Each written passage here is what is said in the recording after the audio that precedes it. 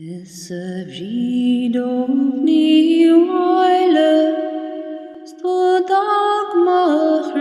chráite. I'm going to America shortly and will never come home again.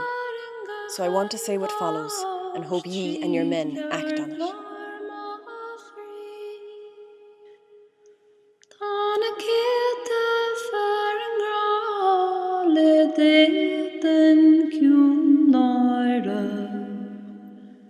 Is go dog tú bar bracht hír más fear.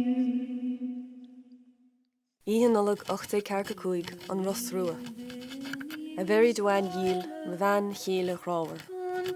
Tá chuile rud calte a very storín. Agus gan ein ile in nándóibh. Tá mé ddíireach éis teach a rais ó Delphi Lodge.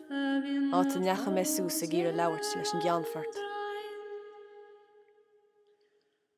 Friday, 12th of November, 1847. Longitude 20 degrees 19.09 minutes west, latitude 50 degrees 21.12 minutes north.